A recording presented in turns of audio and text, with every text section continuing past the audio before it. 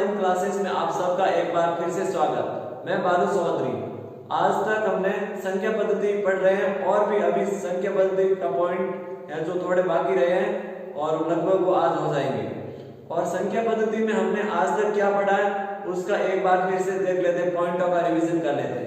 सबसे पहले हमने पढ़ा था अंक, संख्या, प्राकृत संख्या, पूर्ण संख्या, पूर्णांक संख्या, सम संख्या, विषम संख्या, अभाज्य संख्या, भाज्य संख्या और परिमेय संख्या, अपरिमेय संख्या, भिन्न, समिश्र संख्या, वास्तविक संख्या, अवास्तविक संख्या, स्थानीय मान तथा जातीय मान।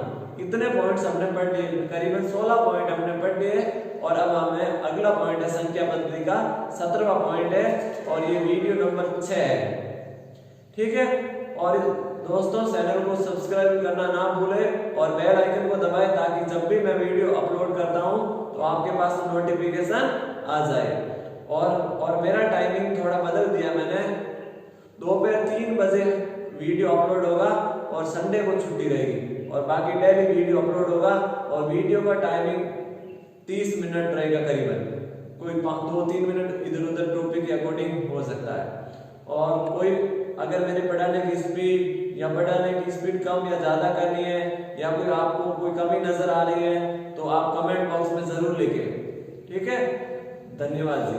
और उससे आगे हम अगला पॉइंट करते हैं, 17वां नंबर पॉइंट है आरोही क्रम। संख्याओं के आरोही क्रम और अवरोही क्रम क्या होते हैं इसके बारे में हम पढ़ते हैं।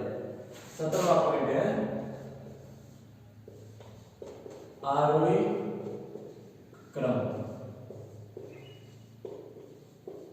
ठीक है, ये सीक्वेंस मतलब आरोही क्रम क्या होता है? आरोही क्रम का मतलब होता है संख्या का बढ़ता हुआ क्रम, यानी बड़े से छोटे की तरफ संख्या जाएगी। जैसे एग्जांपल में ले लीजिए 1 2 3 4 ऐसे करके 6 9 12, मतलब संख्या का क्रम बढ़ता हुआ जाएगा। ऐसे नहीं फिक्स नहीं है कि भाई 1 ही बढ़ेगा 2 ही बढ़ेगा, फिक्स कुछ भी नहीं है, परंतु संख्या का क्रम बढ़ता हुआ जाएगा। जैसे 1 के बाद मान लो संख्या दे रखी है 7 5 8 और इसको आरोही क्रम में लिखिए तो ये पहले सबसे पहले हो जाएगा 5 फिर 7 और फिर 8, ये आरोही क्रम हो गया। यानी संख्या कोई फिक्स नहीं है कि भाई 1 बढ़ेगी 2 बढ़ेगी, परंतु संख्या बढ़ेगी जरूर। जैसे हमें दे रखी होगी ऑप्शन में उस हिसाब से संख्या को आगे करना है। तो हम लिख सकते हैं आरोही क्रम। आरोही क्रम मतलब संख्या का बढ़ता हुआ क्रम।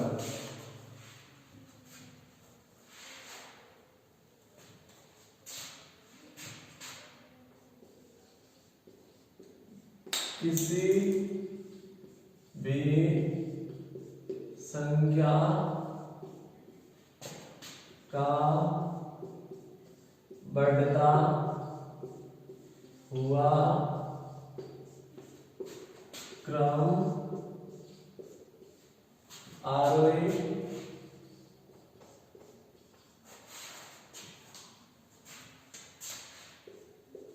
आरोही क्रम कहलाता है। अब इसमें आरोही क्रम बढ़ेगा, यानी जैसे 1 3 7 12 15 etc, यानी ये एग्जांपल हो गया। आरोही क्रम का मतलब संख्या का बढ़ता हुआ क्रम, यानी संख्या छोटे से बड़े की ओर जाएगी। हम लिख सकते हैं छोटे से बड़े की ओर संख्या किस साइड जाएगी? छोटे से बड़े की ओर। अब इससे अगला है अवरोही क्रम, यानी इसका जस्ट उल्टा। ये पॉइंट नंबर है 18, यानी अवरोही क्रम। आरोही क्रम में क्या था? बढ़ता हुआ क्रम। अवरोही क्रम में क्या होगा? घटता हुआ क्रम। अवरोही क्रम इसमें क्या होता है? जैसे कोई भी संख्या दे रखी होगी हमें 7 5 11 25, इसको अवरोही क्रम में लिखिए। यानी संख्या का बड़ी से बड़ी है जो पहले आएगी, यानी 25 हो जाएगा, फिर उससे बड़ी वाली 11 हो गई, फिर उससे बड़ी वाली 7 हो गई और फिर 5। ये कौन सा क्रम हो गया? अवरोही क्रम हो गया, यानी संख्या का घटता हुआ क्रम। पहले सबसे बड़ी आएगी, उसके बाद सबसे छोटी आएगी। इस प्रकार संख्या आएगी, वो क्रम कहलाता है अवरोही क्रम, यानी जस्ट इसका उल्टा। तो लिखते हैं किसी भी संख्या का घटता हुआ क्रम अवरोही क्रम कहलाता है। जैसे एग्जाम्पल हो गए, उसी को ही लेते हैं, किसी इन्हीं एग्जाम्पल की सहायता से करते हैं। तो सबसे पहले आएगा 15, 12, 7, 3, 1, यानी छोटी संख्या बाद में आएगी, पहले बड़ी आएगी। यानी हम लिख सकते हैं बड़े से छोटे की ओर। क्या होता है, कभी कभी हमारे दिमाग में इसका उल्टा होता है, आरोही को अवरोही बना लेते हैं, अवरोही को आरोही बना लेते हैं। तो इस बात का ध्यान रखिए, आरोही क्रम का मतलब होता है बढ़ता हुआ क्रम, अवरोही का मतलब होता है घटता हुआ क्रम। ठीक है, ये आपको एग्जाम्पल में मैंने दे दिया, शायद समझ गए होंगे। ठीक है, नहीं तो एग्जाम्पल और ले सकते हैं हम। जैसे मान लीजिए संख्या दे रखी है 100, 50, 70 और 60 कि भाई इसको आरोही क्रम में लिखिए। तो आरोही क्रम हो गया, पहले 50, फिर 60, फिर 70 और फिर 100। और इसका उल्टा, आरोही का उल्टा अवरोही हो जाएगा। 100 पहले हो जाएगा, फिर 70 हो जाएगा, फिर 60 हो जाएगा, फिर 50 हो जाएगा। ठीक है जी। अब है 19वां पॉइंट, पूर्ववर्ती संख्या। 19वां पॉइंट है पूर्ववर्ती संख्या। अब पूर्ववर्ती, पूर्व यानी पूर्व यानी पहले, किसी भी संख्या के जस्ट पहले वाली संख्या को पूर्ववर्ती संख्या कहलाती है। यानी कोई भी संख्या हमें दे रखी है, जैसे मान लीजिए हमें दे रखी है 27। अब 27 की पूर्ववर्ती, पूर्व यानी पहले वर्ती, तो 27 की पूर्ववर्ती कौन सी हो जाएगी? 26। इसी प्रकार बताए, तो हम लिखते हैं पॉइंट नंबर 19वां, पूर्ववर्ती संख्या। ठीक है जी। अब पूर्ववर्ती संख्या में हम सबसे पहले लिखते हैं इसकी परिभाषा कैसे, भाई हम लिखेंगे इसको कैसे। किसी भी संख्या के जस्ट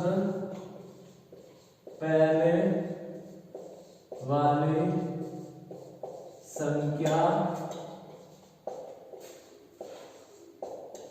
पूर्ववर्ती संख्या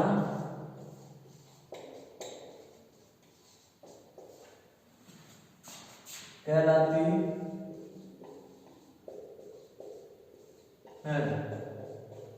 ठीक है, यानी पूर्ववर्ती संख्या किसी भी संख्या की जस्ट पहले वाली संख्या। जैसे मान लीजिए हमने कोई भी संख्या दी है या कोई भी संख्या दे रखी है, इस प्रकार के ये नंबर सिस्टम यानी संख्या पद्धति में कथन कारण में से भी आ सकता है कि भाई कौन सा कथन सत्य है या असत्य है।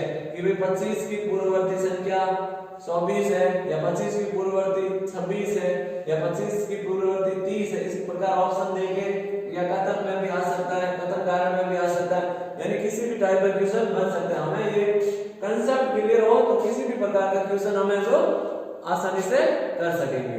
तो देखो, किसी भी संख्या के जस्ट पहले वाली संख्या पूर्ववर्ती संख्या कहलाती है। मान लीजिए 27 की पूर्ववर्ती बराबर 26 हो जाएगी। अब 27 की पूर्ववर्ती यानी 27 से जस्ट पहले वाली कौन सी संख्या है? 26, ये पूर्ववर्ती होगी। अब मान लीजिए हमें 100 से पूर्ववर्ती दे रखा है, या 100 की पूर्ववर्ती कौन सी हो जाएगी? 99 हो जाएगी। ठीक है जी। अब इससे अगला पॉइंट है 20वां पॉइंट,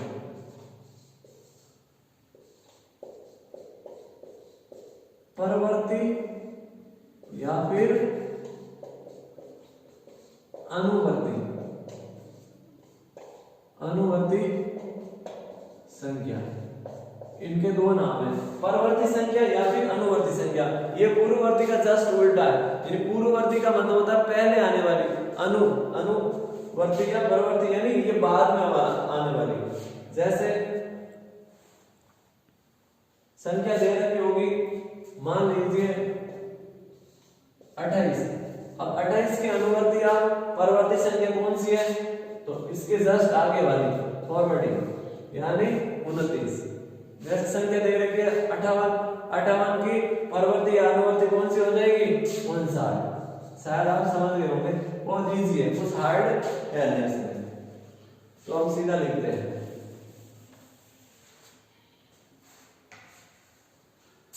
परवर्ती या अनुवर्ती संख्या किसी भी संख्या के जस्ट आगे वाली संख्या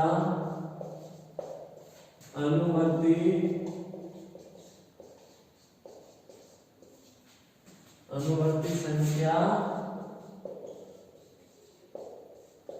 कहलाती है। ठीक है, अब मान लीजिए कौन सी संख्या है, कोई संख्या दे रखी है 58।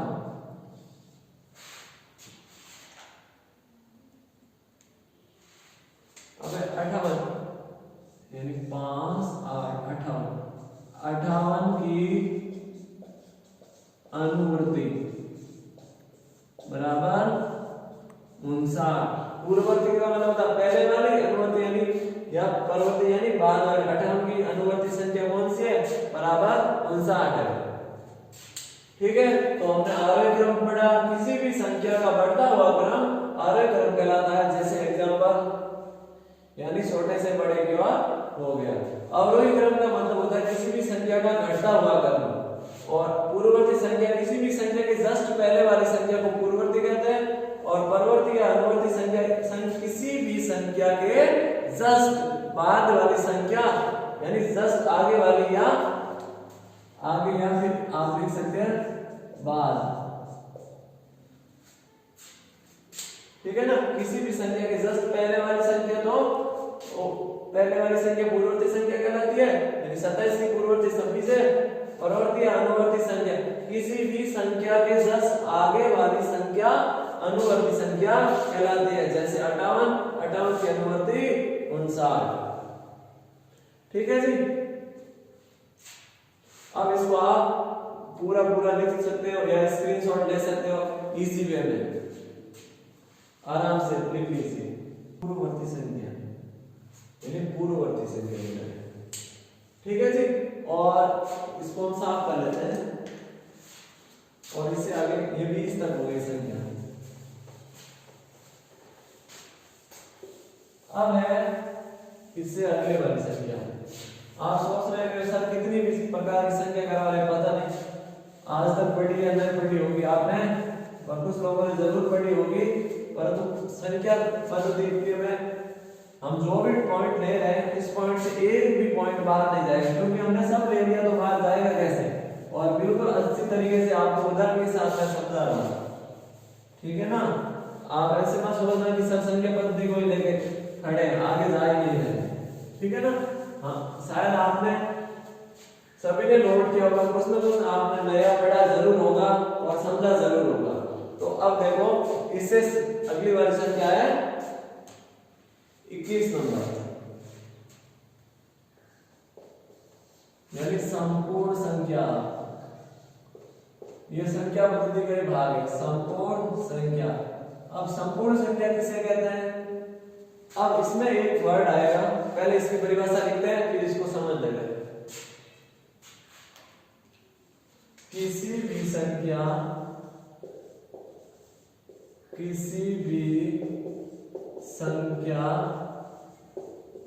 में उस संख्या के अपवर्तन को किसी भी संख्या में उस संख्या के अपवर्तकों का योग उस संख्या से दुगुना हो उसे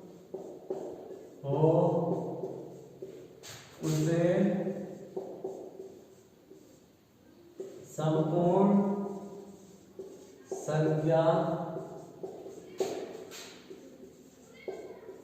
कहते हैं। आप वीडियो को सीक्वेंस में वीडियो डाल रखे हैं, पूरा पॉइंट टू पॉइंट आप देखिए और चैनल को सब्सक्राइब करना ना भूलें, क्योंकि बहुत बेहतरीन तरीके से मैं आपको करवा रहा हूँ। ठीक है ना जी, विश्वास रखिए, पूरा सिलेबस आपको करवाया जाएगा और रीड का नोटिफिकेशन इसी हफ्ते में जारी हो जाएगा। किसी भी संख्या में उस संख्या के अपवर्तकों का योग उस संख्या से दुगुना हो उसे संपूर्ण संख्या कहते हैं। यानी सबसे पहले एक वर्ड नया आया, अपवर्तक। यानी अपवर्तक क्या है, किसे कहते हैं? अब मान लीजिए हमने कोई संख्या ली है, एक संख्या ले लेते हैं 8। अब देखो 8 का अपवर्तक कौन कौन होते हैं? 8 का अपवर्तक 1 होता है, 2 होता है, 4 होता है और स्वयं 8 खुद होता है। ये अपवर्तक है इसके। यानी उसको किससे विभाजित करते हैं?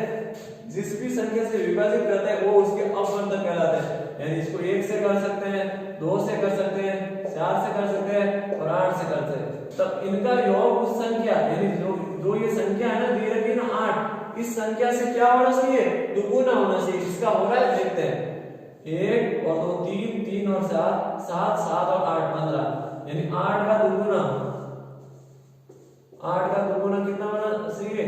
यानी 16 होना चाहिए। तो वो संख्या क्या कहलाती है? संपूर्ण संख्या कहलाती है। तो ये संपूर्ण संख्या नहीं है। एक और उदाहरण लेते हैं, संख्या लेते हैं 6। अब 6 में क्या होता है? 6 का सबसे छोटा अपवर्तक हो जाएगा 1, उसके बाद 2, 2 से भी कटता है, भाग जाता है, 3 का भी जाता है और 6 का भी जाता है। तो इसको जोड़ दें, 2 और 3, 1 और 2 3, 3 और 3 6, 6 और 6 12। तो यानी ये क्या है? संपूर्ण संख्या है, क्योंकि इसका अपवर्तक का मान है जो संख्या के मान से कौन सा है? दुगुना है, बराबर डबल है। ठीक है। एक और संख्या आती है, वो है 28। 28 में किसका जाता है? 1 का जाता है, 2 का जाता है, 3 का नहीं जाता है। ठीक है। यानी 4 का जाता है, 7 का जाता है और 14 का जाता है और 28 का जाता है। तो मतलब इसका योग कितना होना चाहिए? 56 होना चाहिए। काउंट करते हैं हम, 1 और 2 3, 3 और 4 7, 7 और 7 14, 14 और 14 28, 28 और 28 56। तो ये भी संख्या कौन सी संख्या है? संपूर्ण संख्या है, क्योंकि इसके अपवर्तक समझ गए होंगे किसको बोलते हैं? ये सबसे एक सबसे छोटा अपवर्तक होता है किसी भी संख्या का और सबसे बड़ा अपवर्तक क्या होता है? वो संख्या स्वयं खुद होती है। तो देख लीजिए 28 का दुगुना हुआ। यानी अब देखिए किसी भी संख्या, यानी किसी भी संख्या 28 की बात करें हम, किसी भी संख्या में उस संख्या के अपवर्तकों का योग, यानी ये अपवर्तक है, उनका योग उस संख्या से दुगुना हो तो वो संख्या संपूर्ण संख्या कहलाती है। दुगुना मतलब 28 का दुगुना 56। अब आप समझ गए होंगे ये दोनों संख्या क्या है? संपूर्ण संख्या है। 1 से लगा के 100 तक केवल और केवल 2 संख्या संपूर्ण संख्या है, वो है 6 और 28, और बाकी कोई भी संख्या 1 से लगा के 100 तक नहीं है। तो हम लिखते हैं इसका एग्जाम्पल, लिखते हैं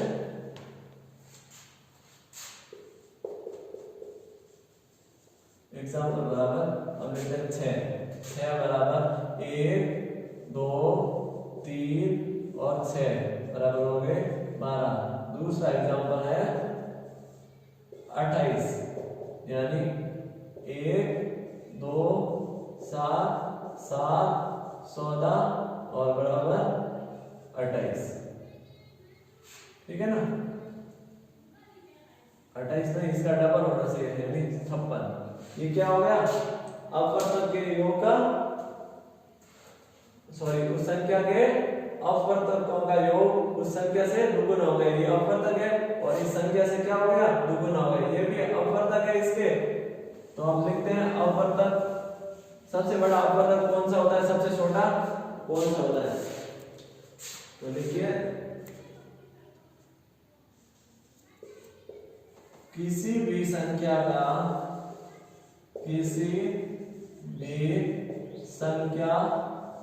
का सबसे छोटा अपवर्तक एक होता है। ठीक है ना, किसी भी संख्या का सबसे छोटा अपवर्तक एक होता है और किसी भी संख्या का सबसे बड़ा अपवर्तक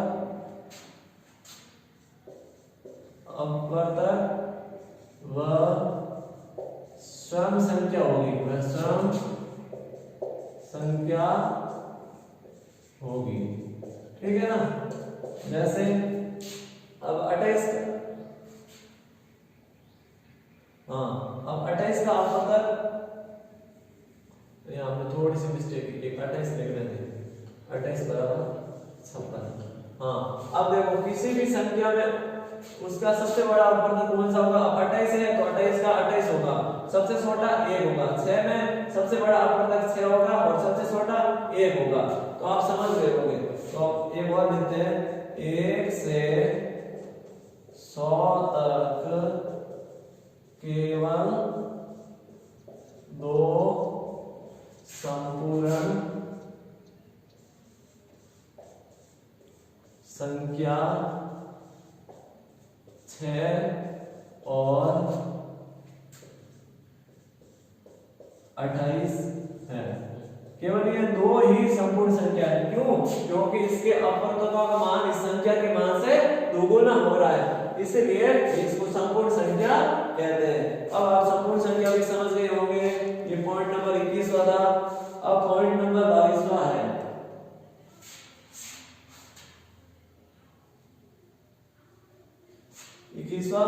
अब है पॉइंट नंबर 22। अब पॉइंट नंबर 22 है, इसमें रामानुज संख्या।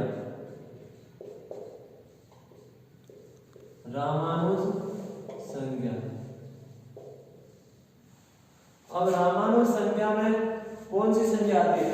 अब रामानुज संख्या की सबसे छोटी संख्या है 1729। तो हम लिखते हैं सबसे छोटी 1729 रामानुज संख्या है। इसमें क्या होता है कि 10 की घात 3, 9 की घात 3 प्लस 1729, फिर हो गया 12 की घात 3 प्लस 1 की घात 3 बराबर 1729। यानी रामानुज संख्या, अब 9 की घात 3 करेंगे और 10 की घात 3 करेंगे, गुणा करेंगे, फिर इनको दोनों को जोड़ेंगे तो 1729 आएंगे। और 12 की घात 3 यानी और इसकी भी घात 3 यानी 9 का क्यूब और 10 का क्यूब को जोड़ेंगे तो 1729 आते हैं। 12 का क्यूब और 1 के क्यूब को जोड़ेंगे तो भी 1729 आएंगे। और ये कौन सी संख्या कहलाती है? रामानुज संख्या कहलाती है। अब ये हो गए संख्या आपकी 22। इसको आप स्क्रीनशॉट ले सकते हैं, नोट कर लीजिए। और इसके बाद हम आगे बढ़ते हैं उससे अगली संख्या, असभाज्य संख्या।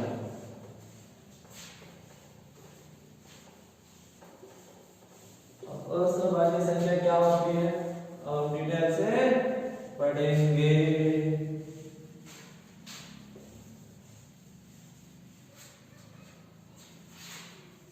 आपको ये मेरे साथ साथ पढ़ना है, उसके अलावा आपको एक आधा घंटा और मैथ्स को देना है। और आपकी रीट है तो 30 में से 30 आ जाएंगे मार्क्स। 100% मैं आपको 99% मैं आपको विश्वास दिलाता हूँ। और कोई भी एग्जाम है जिसमें ये टॉपिक है, आपके सब टॉपिक होंगे शायद तक। और हमने किसी को पूरे संख्या पद्धति में अभी तक किसी को छोड़ा नहीं है। और इसे जस्ट आगे वाला करते हैं असभाज्य संख्या। पॉइंट नंबर 27 पॉइंट नंबर 23 हो गया। और असभाज्य संख्या, अब ये कौन कैसी संख्या होती है, क्या होती है? असभाज्य संख्या वे प्राकृत दो संख्या जिनका मतलब एक हो, वो असभाज्य संख्या कहलाती है। जैसे एग्जाम्पल में ले लिया हमने 7 और 8। अब 7 इसका मतलब यानी 7 × 1, फिर 8 2 गुणा 2 गुणा 2 गुणा 1, यानी इसमें क्या है, कॉमन क्या आ रहा है, 1 आ रहा है, यानी इसका मतलब क्या है, बराबर 1। तो दो प्राकृत संख्या जिनका मतलब 1 होता है वो क्या संख्या कहलाती है? असभाज्य संख्या कहलाती है। अब देखिए लिखते हैं इसको,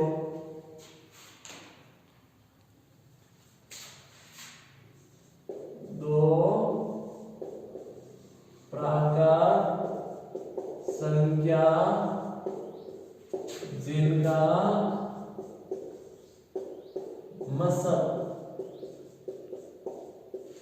मतलब यानी HCF हाईएस्ट कॉमन फैक्टर, जिनका मतलब 1 हो असभाज्य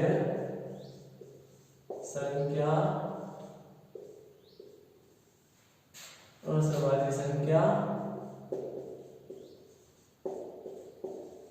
कहलाती है। ठीक है जी। अब एग्जाम्पल में ये एग्जाम्पल है, एग्जाम्पल 7 और 8, 7 और 8 का मतलब क्या है, 1 है, तो ये असभाज्य संख्या हो गई। अब दो कोई भी 0 और 1 को छोड़ के दो कोई भी संख्या लेंगे जिनका मतलब हमेशा 1 ही आएगा, तो कोई भी दो प्राकृत संख्या है जो हम नोट डाल के देखते हैं,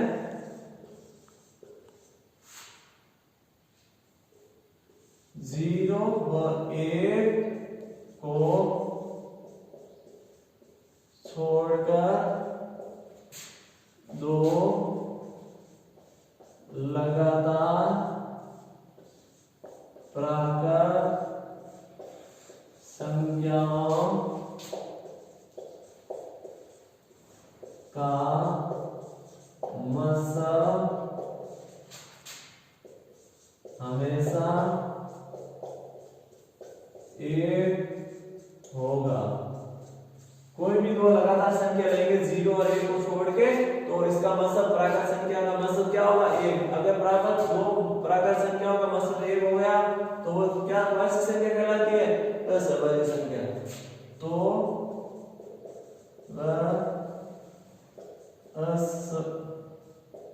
असभाज्य संख्या कहलाएगी। ठीक है जी, समझ गए होंगे आप। और इसके एग्जाम्पल हम ले सकते हैं, जैसे 15 और 17 का। ठीक है, और ये एग्जाम्पल हमने ले लिया, इनका मतलब क्या आएगा, मतलब 1 आएगा। ठीक है जी। इससे अगली पॉइंट नंबर है 24, यानी पॉइंट नंबर 24, और ये लास्ट है। ठीक है जी। अब देखो असभाज्य संख्या हो गई त्रिभाज्य, ये फिर आपने नया नाम सुना होगा, ये कहां से है, त्रिभाज्य सुना ही नहीं होगा, पर कोई बात नहीं, अब सुन लो। यानी दो, इसमें तो क्या थी, 2 प्राकृत संख्या, और इसमें कौन कितनी होगी, 3 प्राकृत संख्या, यानी 3 प्राकृत संख्याओं का मतलब 1 आता हो तो क्या कहलाती है, अत्रिभाज्य संख्या कहलाती है। जैसे उदाहरण के लिए 3 लगातार संख्या ले लेते हैं, 7 8 और 9। अब इनका क्या होगा, 7 का गुणनफल 7 × 1, और 8 का क्या होगा, 8 का हो जाएगा 2 गुणा 2 गुणा 2 गुणा 1। 9 का क्या हो जाएगा, 3 गुणा 3 गुणा 1। ठीक है जी। अब इसमें कॉमन क्या आ रहा है, 1 आ रहा है, तो इसका मतलब कैसे हो गया, 1 हो गया। तो हम इसको लिखते हैं 3 प्राकृत संख्या, 3 प्राकृत संख्याओं का मतलब 1 हो उसे त्रिभाज्य संख्या कहलाती है। ठीक है जी। और एग्जाम्पल में अब देखो 6, 7, 8 का मतलब बराबर 1। आप एक अच्छी नोटबुक लीजिए, उसमें से पहले ही वीडियो से आप पॉइंट बना लीजिए, सॉरी नोट बना लीजिए। एक अच्छी सी नोटबुक लीजिए, उसमें से पूरी एक सीक्वेंस के अनुसार पहला वीडियो, फिर दूसरा वीडियो, तीसरा वीडियो, इसके अनुसार आप क्या बना सकते हो, एक बढ़िया अच्छे से मैथ्स के नोट्स बना सकते हो। और फिर आप उसका रिवीजन करोगे तो भी आप आसानी से समझ पाओगे।